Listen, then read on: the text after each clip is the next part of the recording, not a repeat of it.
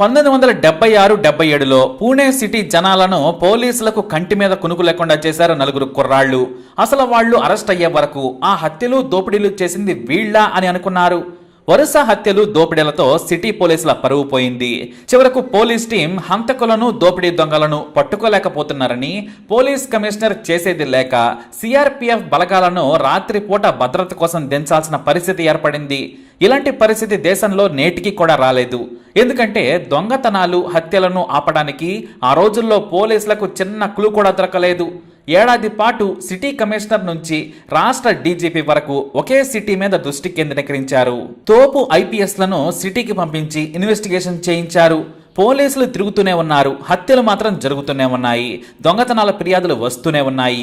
దీంతో పూణే సిటీకి బదిలీ మీద రావాలంటేనే ఐపీఎస్లు భయపడేవారు. కేసును ఛేదించలేకపోతే పరువు పోతుందనేది వారికి టెన్షన్. చివరకు ఏడాది తర్వాత నలుగురు హంతకులను పోలీసులు పట్టుకున్నారు. ప్రతి హంతకుడు ఏదో ఒక తప్పు చేస్తాడు, కానీ ఈ నలుగురు మాత్రం అప్పటి వరకు ఏ క్లూ కూడా వదలలేదు. కానీ అనుకోకుండా చేసిన ఓ తప్పే వీరిని పట్టించింది. హంతకుల అరెస్టు తర్వాత సంచలన విషయాలు బయటపడ్డాయి. అసలు ఇలా కూడా హంతకులు ఉంటారా అనేది పోలీసులకు మొదటిసారి తెలిసి వచ్చింది. పూణేలోని అభినవ్ కళా మహావిద్యాలయ అనే ప్రెస్టీజియస్ ప్రభుత్వ కాలేజీ ఉంది. 1973లో డిగ్రీ సెకండ్ ఇయర్ చదువుతున్నారు నలుగురు స్టూడెంట్స్. ఆ రోజుల్లో డిగ్రీ చదవడం అంటే చాలా గొప్ప విషయం. అయినా కూడా అక్కడి వరకు వచ్చిన నలుగురు విద్యార్థులు దారి తప్పారు. వారి పేరు రాజేంద్ర జక్కల్, దిలీప్ సుతార్, శాంతారాం, మునావర్ హరన్ షా. ఈ నలుగురు పూణేలోనే పుట్టి పెరిగారు. వీరిద్దరిలో ఇద్దరు బిఏ, మరో ఇద్దరు బీకాం చదువుతూ ఉన్నారు. నలుగురు స్నేహితులయ్యాక మద్యం తాగడానికి అలవాటు పడ్డారు. మొదట్లో కాస్త డబ్బున్న రాజేంద్ర, మునావర్లు ఏదో ఒక కారణం చెప్పి ఇంట్లో నుంచి డబ్బులు తెచ్చేవారు. ఆ సొమ్ముతో నలుగురు తాగేవారు. కానీ ఫైనల్ ఇయర్కు వచ్చేసరికి కాలేజీకి మద్యం తాగి రావడం, ఇతర విద్యార్థులతో గొడవ పెట్టుకోవడం కామన్ అయిపోయింది. శివ సినిమాలో విలన్స్ లా ప్రిన్సిపల్ నుంచి లెక్చరర్స్ ని, స్టూడెంట్స్ ని బెదిరించేవారు. కాలేజీకి సరిగ్గా రాకుండా తాగి సినిమాలు చూస్తూ ఎంజాయ్ చేసేవారు. అయితే డబ్బులు సమయానికి దొరక్కపోవడంతో బైక్ రిపేర్ తెలిసిన హరణ్ షా ఒకసారి కాలేజీ ముందు ఉన్న చెత్తకును ఎత్తుకొచ్చేశాడు. తాళం వేసి ఉన్నా సరే తెలివిగా తీసి దొంగతనంగా తీసుకొచ్చి ఏ పార్టీకి ఆ పార్టీ విడదీసి అమ్మేశారు. ఆ తర్వాత సిటీలో బైకులు వరుసగా దొంగతనానికి గురవుతూ ఉండడంతో యజమానులు జాగ్రత్త పడడం మొదలుపెట్టారు. పోలీసులకు వరుసగా ఫిర్యాదులు రావడంతో బైకులు జాగ్రత్తగా ఉంచుకోవాలని హెచ్చరికలు జారీ చేసి పోస్టర్లు కూడా వేశారు. 1973లో బైకులు వాడేవారి సంఖ్య చాలా తక్కువ. ఇక బైకుల దారి మూసుకుపోవడంతో దొంగతనాలకు అలవాటు పడ్డారు యువకులు. సిటీ బస్సులు ఎక్కటం, లేదంటే అమితాబ్ బచ్చన్ లాంటి హీరోల సినిమాలు వచ్చినప్పుడు నలుగురు కలిసి రద్దీలో ఒకరిద్దరిని కార్నర్ చేసి పర్సులు కొట్టేసేవారు. ఎవరైనా పట్టుకున్నా సరే కొట్టి మరీ పర్సులు లాక్కొని వచ్చేవారు. దీంతో థియేటర్ యజమానులకు ఫిర్యాదులు రావడంతో పోలీసులకు సమాచారం అందించారు. ఇక పోలీసులు దొంగలను పట్టుకునేందుకు మఫ్తీలో థియేటర్స్ లో పాగా వేయడం మొదలుపెట్టారు. పోలీసులు పాత నేరస్తులను పట్టుకుని విచారించినా సరే ఈ దొంగతనాలు బయటపడలేదు. అప్పటి వరకు ఇది కామన్ నేరంగానే ఉంది. ఇక థియేటర్స్ లో కూడా జనం జాగ్రత్తగా ఉండడం మొదలుపెట్టారు. ఈ నలుగురు కూడా డబ్బున్నంత వరకు ఫుల్లుగా తాగి వ్యభిచారణలతో ఎంజాయ్ చేసేవారు. వారికి ఈజీ మనీ మీద ఆశ పెరిగిపోయింది. ఇంకా డబ్బు కొట్టేయాలి, ఎంజాయ్ చేయాలని మొదట కోల్హాపూర్కు వెళ్లారు. అక్కడ ఓ రోజు రాత్రి సమయంలో బాగా రిచ్గా కనిపిస్తున్న ఇంటిని చూశారు. కాలనీ మొత్తం నిర్మానుష్యంగా ఉంది. ఒక గోడను నలుగురు ఎక్కి ఇంట్లోకి దిగారు. కానీ వాచ్మెన్ ఏదో అలజడి జరిగిందని తన అవుట్ హౌస్లో నుంచి బయటకు వచ్చి లైట్లు వేశాడు. దొంగ దొంగ అని అరవడంతో ఇంట్లో నుంచి యజమాని కుటుంబ సభ్యులు కేకలు వేస్తూ బయటకు వచ్చారు. దీంతో పరుగే పరుగు అనుకుంటా పారిపోయారు. ఆ తర్వాత ఒక ఆసుపత్రి ముందు ఉన్న 2 బైకులను దొంగతనం చేసి వాటిపై పూణేకి వచ్చేశారు నలుగురు స్నేహితులు. అయితే ఇక్కడే ఓ ఫెయిల్డ్ రాబరీ వారిని క్రూరులుగా మార్చింది. జనవరి 16, 1976న నలుగురు స్నేహితులు తొందరగా డబ్బు సంపాదించాలి అనుకున్నారు. అందుకు ధనవంతుడైన వారి క్లాస్మేట్ ప్రకాష్ ను బిజినెస్ మాట్లాడదామని రమ్మని పిలిచారు. అయితే అతను రాలేదు. దీంతో మరో స్నేహితుడికి చెప్పి ఖచ్చితంగా రమ్మని చెప్పారు. ఇక అతను కూడా చెప్పడంతో 3 రోజుల తర్వాత మునావర్ ఇంటికి వెళ్ళాడు ప్రకాష్. ఇతని తండ్రి ధనవంతుడు. వారి కాలేజీ వెనకాలే వారి ఇల్లు. ఆ తర్వాత ఈ నలుగురు స్నేహితులు నిర్మానుష్యంగా ఉండే ప్రాంతానికి తీసుకెళ్లి బెదిరించి బలవంతంగా ప్రకాష్తో ఓ లేఖ రాయించారు. తనను కొంతమంది కిడ్నాప్ చేశారు, నన్ను కాపాడమని ప్రకాష్తో రాయించి సంతకం చేయించారు. ఆ లెటర్ పైనే తమకు 50,000 ఇస్తే వదిలేస్తామని, తాము చెప్పిన చోట డబ్బుతో నిండిన ఎర్రటి బ్యాగును వదిలేస్తే అరగంటలో మీ కొడుకుని పంపేస్తామని రాశారు. ఆ లెటర్ను కవర్లో ఉంచి వారి ఇంటి ముందు విసిరేసి వచ్చాడు దిలీప్. ఆ రోజు రాత్రి కొడుకు ఇంటికి రాకపోవడంతో ప్రకాష్ తండ్రి ప్రసాద్ భయపడ్డాడు. అయితే ఆ లెటర్ అతనికి అందింది. దీంతో పోలీసులకు ఫిర్యాదు చేయకుండా 50,000 రూపాయలను తీసుకెళ్లి సిటీ అవుట్స్కట్స్ లో ఉన్న ఓ పాడుపడ్డ భవనం దగ్గర ఉంచాడు. అయితే ఆ డబ్బులను తీసుకున్న హంతకులు ప్రకాష్ను వదిలిపెట్టలేదు. ఆ తర్వాత చేసేది లేక పోలీసులకు ఫిర్యాదు చేశాడు ప్రసాద్. అయితే ప్రకాష్ను వదిలేస్తే తమ గురించి చెబుతాడని అతన్ని చంపి చెరువులో పడేశారు.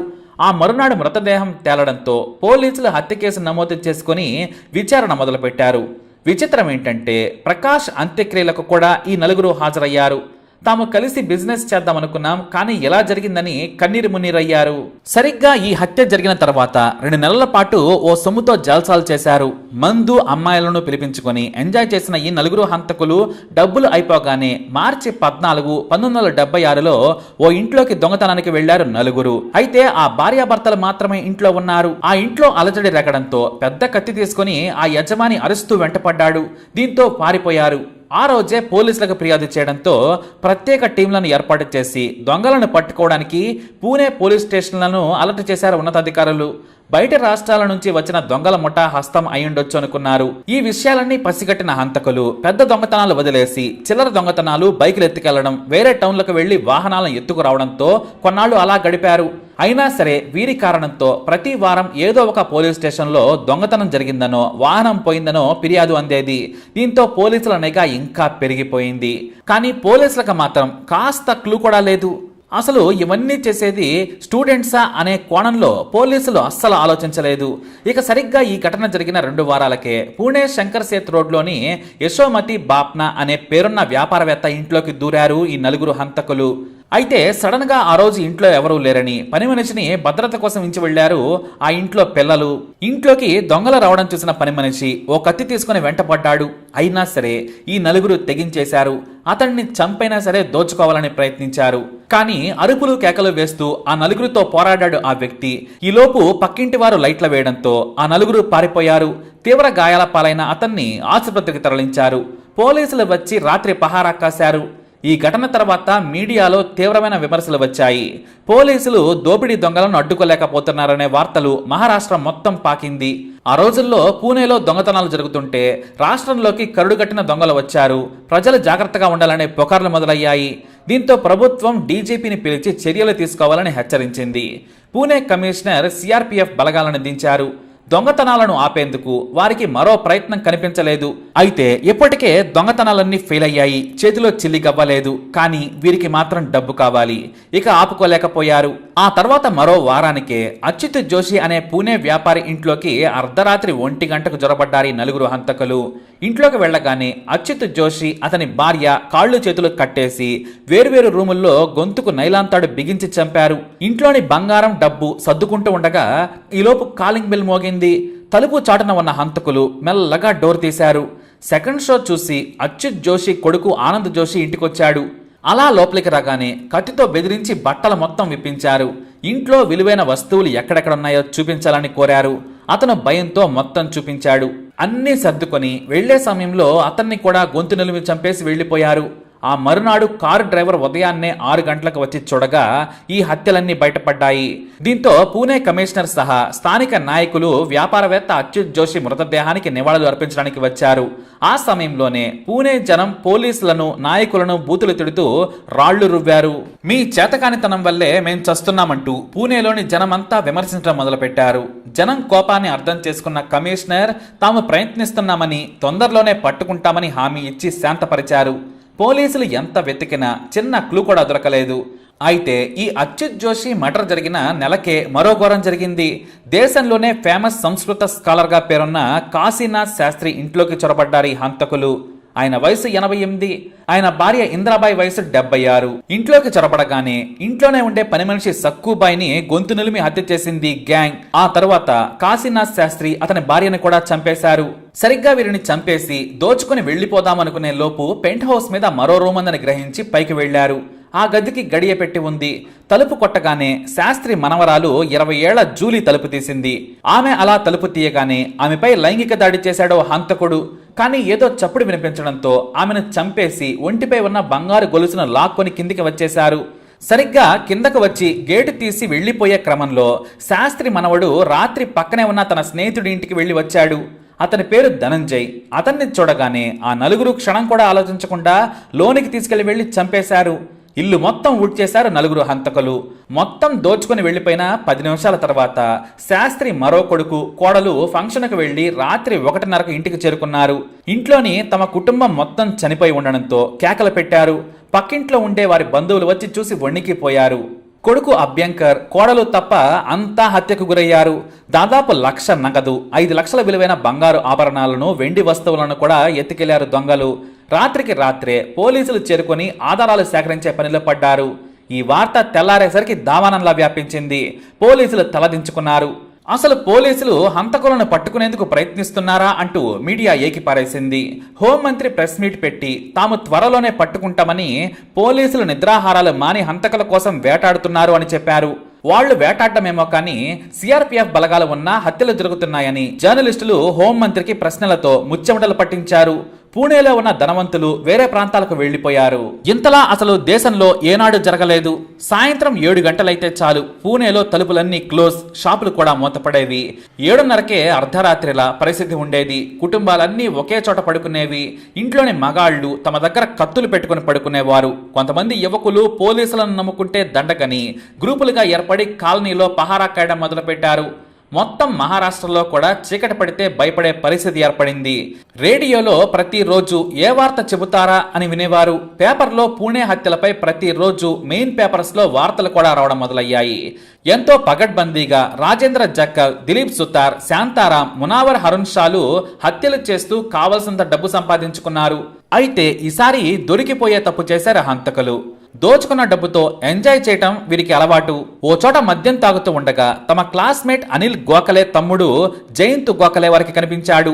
ఈ అనిల్ గోఖలే ఎవరో ముందు మీకు తెలుస్తుంది. ఈ జయంత్ గోఖలే మద్యం మత్తులో సరదాగా మాటల్లో ఓ మాట అన్నాడు. మీ క్లాస్మేట్ ప్రకాష్ ను మీరే చంపి ఉంటారని మా అన్న అన్నాడు. అందరికీ మీ మీదే అనుమానం ఉందట అంటూ నవ్వుతూ చెప్పాడు.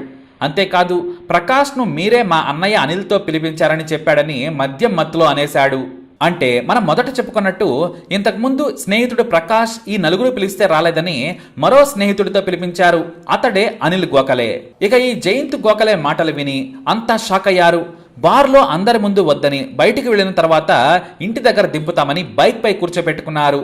దారి మళ్లించి 2 బైకులపై 5గురు వెళుతూ ఉండగా మార్గం మధ్యలో ఆపి జయంతును కింద పడేసి పీక మీద కాలేసి చంపేశారు. ఆ తర్వాత పక్కనే ఉన్న నదీ కాలువలోకి మృతదేహాన్ని విసిరేసి వెళ్లారు. జయంత్ ఇంటికి రాకపోవడంతో అతని అన్న అనిల్ తండ్రితో కలిసి బార్కు వెళ్లి అడిగారు. ప్రతిరోజు పని ముగియగానే దారిలోని అదే బార్లో తాగి వస్తాడు అనిల్ తమ్ముడు. మద్యానికి బానిస కావద్దని తండ్రి ఎంత వారించినా వినలేదు. అయితే బార్లోని పనివాళ్లు, మేనేజర్ తాము చివరిగా దిలీప్ తో చూశామని, అతని వెంట రెగ్యులర్ గా వచ్చే 3 ఫ్రెండ్స్ ఉన్నారని కూడా చెప్పారు. వెంటనే అనిల్కు భయం వేసింది.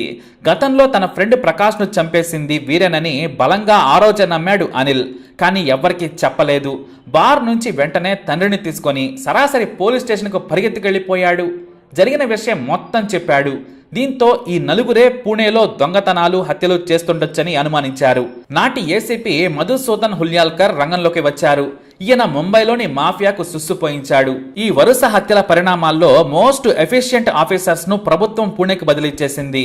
అందులో టాప్ కాప్ ఏసీపీ మధుసూదన్. స్వయంగా ఈ నలుగురిని విచారించారు. మొదట ఎవరికి వారు వేరువేరు సమాధానాలు చెప్పారు. అసలు బార్కి తాము వెళ్లలేదని బొంకారు. కానీ సాక్ష్యాలు ఉన్నాయని చెప్పినా వారు పట్టించుకోలేదు. ఎంత కొట్టినా ఒప్పుకోలేదు. చివరకు రియల్ పోలీస్ ట్రీట్మెంట్ ఇవ్వడంతో అందులో ఉన్న దిలీప్ కహాని మొత్తం చెప్పేశాడు. ఈలోపు శాస్త్రి గారి ఇంట్లో, అచిత్ జోషి ఇంట్లో ఫింగర్ ప్రింట్స్ కలెక్ట్ చేశారు అధికారులు. అవి వీరితో సరిపోలాయి. మొత్తం నలుగురికి ఫింగర్ ప్రింట్స్ సరిపోలడంతో నలుగురు తామే చంపామని ఒప్పేసుకున్నారు. నేరం రుజువు కావడంతో పాటు 2 సార్లు వీరి దోపిడీని అడ్డుకున్న వాచ్మెన్లు కూడా వీరిని గుర్తించారు. దీంతో పూణే కోర్టు ఈ నలుగురి హంతకులకు ఉరిశిక్ష విధించింది. తొందరగా ఈ హంతకులను ఉరితీయాలని పూణేలోని వ్యాపారులు, నాయకులు 1000 మంది ప్రభుత్వానికి లేఖ రాశారు. అయితే నలుగురిలో మునావర్కు సాహిత్యంపై ఇష్టం ఎక్కువ. ప్రపంచాన్ని చదివాడు. ఇంగ్లీషు, హిందీ, మరాఠీ సాహిత్యాన్ని బాగా చదివిన ఇతను ఇంగ్లీష్లో ఎస్ ఐఎమ్ గిల్టీ అనే బుక్ను రాశాడు. ఈ పుస్తకం ఆ రోజుల్లో సంచలనం సృష్టించింది. ఎలా చంపింది, తాము ఎలా కలుసుకుంది, దారి తప్పిన జీవితం ఎలా ముగిసిందో అద్భుతంగా రాశాడు. అయితే 10 మందిని చంపిన హంతకులను జైల్లో ఉంచుతూ తిండి పెడుతున్నారు, వారు పుస్తకాలు చదువుతూ గ్రంథాలే రాస్తున్నారనే విమర్శలు రావడంతో ఏ మాత్రం సమాచారం ఇవ్వకుండా ఎరవాడ జైలులో అక్టోబర్ 25, 1983న నలుగురిని ఉరితీశారు జైలు అధికారులు. ఆ మరునాడు మీడియాలో వార్త చూసి పూణే జనం సెలబ్రేషన్స్ చేసుకున్నారు. మహారాష్ట్ర చరిత్రలోనే ఇది నేటికి సెన్సేషనల్ కేసు. ఇది పూణేని వణికించిన, దేశంలో జరిగిన బిగ్గెస్ట్ క్రైమ్ స్టోరీ. మరి ఈ స్టోరీపై మీ అభిప్రాయాన్ని కమెంట్ ద్వారా తెలియజేయండి. అలాగే ఇలాంటి ఇన్ఫర్మేషన్స్ కోసం లైక్ చేయండి, షేర్ చేయండి, మా ఛానల్ సబ్స్క్రైబ్ చేసుకోండి.